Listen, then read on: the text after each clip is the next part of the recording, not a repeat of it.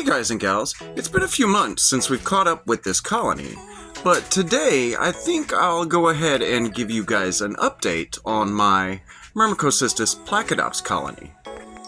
I showed you guys a quick glimpse of them last week in my tier list video, but today I'll be giving you a look at their entire setup and the entire colony.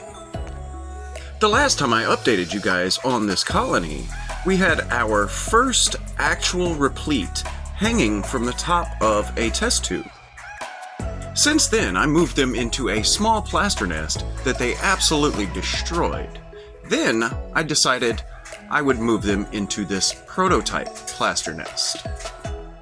They have also damaged this nest as well, and they've filled it up. So today we will be offering them a new grout nest as an expansion. I'm hoping that these grout nests will be a more permanent solution and that my honeypots won't be able to destroy these nests. But we'll see. I hope you'll stick around for the video.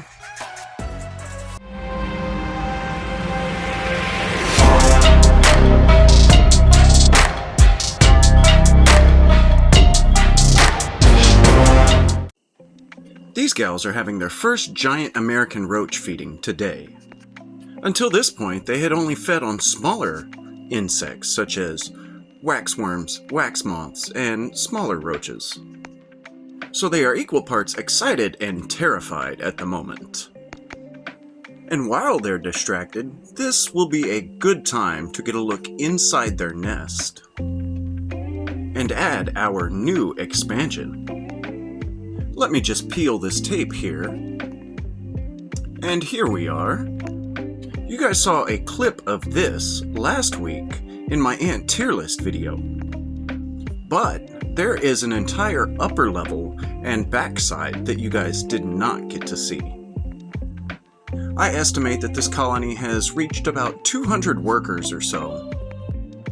And they have about 2 or 3 dozen repletes hanging from the ceiling, in various sizes. Most all of these gals are full of blue sugar, but some of them are full of yellow sugar as well. This is why we have green smears inside the nest. I'm not sure if they had a replete pop or if they regurgitated sugar onto the inside of the nest. Either way, we have smears. So it does make parts of their nest a little difficult to see. This is another reason I would like to expand their setup.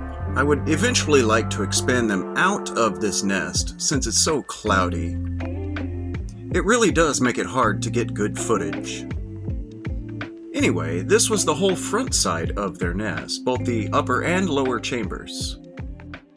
Now we'll flip it around and I'll give you a shot of the back chambers and see if we can get a good shot of the queen. The queen currently lives in this chamber, and she is being absolutely impossible to get on film. And she does have a nice little brood pile in there that you guys will get to see a little later on. Unfortunately, I wasn't able to get any footage of her, but these back chambers really are impossible to film in anyway. Now, let's add our expansion. I had to clear just a little bit of plaster dust out of the way, but we have this in one of the 4 expansion ports on our old nest. And it seems these girls have instantly taken a liking to this nest. I did hydrate it with about 5 milliliters of water before I gave it to them.